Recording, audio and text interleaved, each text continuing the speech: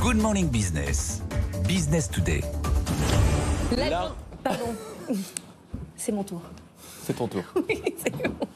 À 7h19 sur BFM Business et sur RMC Découverte, le tribunal de commerce de Paris a prononcé la liquidation judiciaire pour la Grande Récré. Ça appartient à Lucendo Entreprises. Il y a plusieurs candidats qui se sont manifestés. Jouet Club, King Jouet, Chaussea, jour de fête. Chacun a jusqu'au 16 mai pour affiner son offre. Et on est avec Jouet Club. Bonjour Jacques Baudos, vous êtes le PDG de Jouet Club. Vous avez fait une offre ferme. Vous voulez reprendre la Grande Récré. C'est 140 magasins partout en France. Vous reprenez l'essentiel des salariés ? Oui, bonjour, tout d'abord. Bonjour. D'abord, je vais vous parler un peu du marché du jouet, parce que c'est important par rapport à ça, pour voir un peu comment se trouve le marché du jouet. 2,6% de baisse en valeur l'an dernier. Exactement. Il a plutôt bien résisté et il est en progression de 2,1% par rapport à 2019. C'est ça, exactement. C'est un marché qui a bien résisté, mais qui est quand même un peu je dirais, à soutenir. Voilà, donc Jouet Club, nous, on est toujours en positif par rapport à ce marché, et on a décidé de faire une offre. Le nombre de salariés, la question que vous me posiez, elle est très importante parce que les hommes, c'est ça qui fait la force d'une entreprise. Et nous avons souhaité donc reprendre 90% des actifs, c'est-à-dire des magasins, et plus de 1000 salariés. Donc on va sauvegarder l'ensemble, l'essentiel, je dirais, des salariés de la Grande Récré.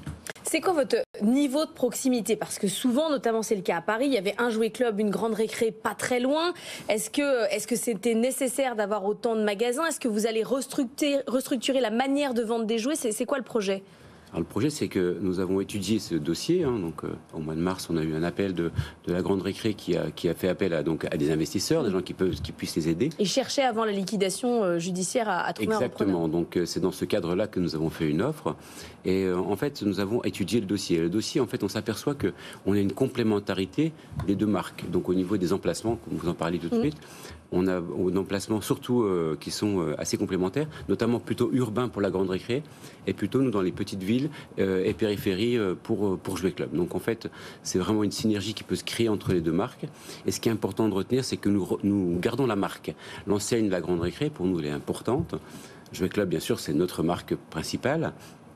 Et nous souhaitons donc se rapprocher de la Grande Récré pour avoir une deuxième marque qui permettra d'être sur ces points d'appui qui sont les centres-villes.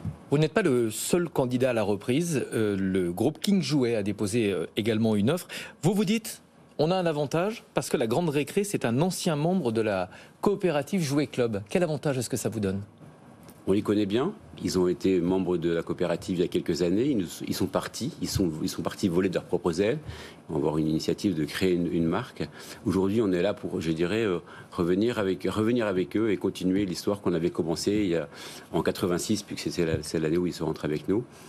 Voilà, donc c'est un petit peu l'idée. Et je pense qu'on a une synergie, on a une ADN commune. Donc ça, c'est vrai que l'ADN de commerçant, de proximité, Jouet Club, c'est un genre de proximité, et une ADN client très forte.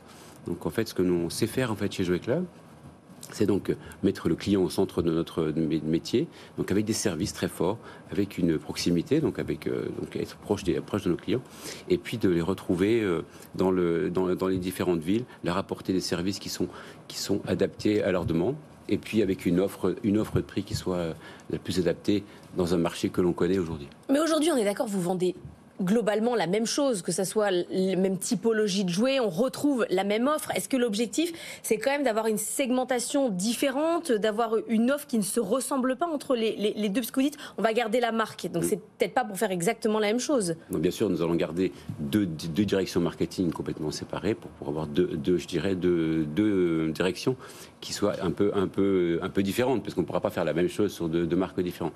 On a une partie premium et une partie plus, je dirais, plus classique, plus populaire.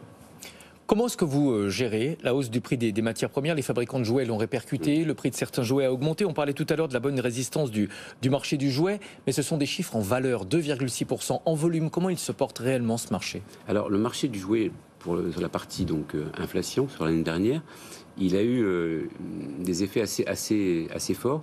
On a résisté, nos Jouet Club, avec je dirais, la possibilité et la résilience que l'on nous connaît. On a été très attentifs à ça, parce qu'on pense que le pouvoir d'achat, c'est très important. Nos clients, on les connaît bien, parce que la proximité fait qu'on les connaît très bien. on a réussi à garder, je dirais, un équilibre. Le volume a pas été un petit peu a baissé, mais pas aussi fort que le marché. Jouet Club, on a réussi à garder un volume assez fort par rapport, je dirais, à la progression qu'on a eue. Mais comment vous voyez évoluer l'année? Parce qu'on voit là sur les chiffres des supermarchés, des hypermarchés, que la baisse des volumes de vente, elle est clairement sur la fin de l'année et le premier trimestre. Là, Noël passé, vous voyez comment l'année 2023? Alors, le début de l'année du marché, là, il est un peu en négatif. Ouais. Le marché en négatif, nous, on est stable aujourd'hui. Mais c'est vrai qu'on a réussi à avoir des volumes qui restent forts, qui restent assez importants, parce qu'on est parti aussi du fait d'avoir une offre de prix qui soit plus recentrée vers les petits prix. Donc voilà, ce qui fait que pour s'adapter, je dirais, aux consommateurs, à la demande des clients actuels.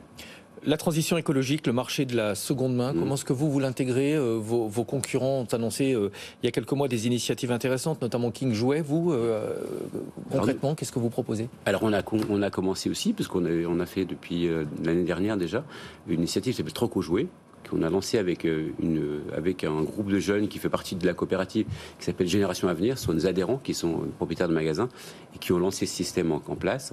Et donc en fait, c'est reprendre des jouets, ça s'appelle Troc au Jouet, c'est la même chose. On reprend des jouets, on les valorise, on les vérifie, on les teste et ensuite on les remet à la vente dès le lendemain en fait. Et c'est déployé sur le réseau Jouet Club.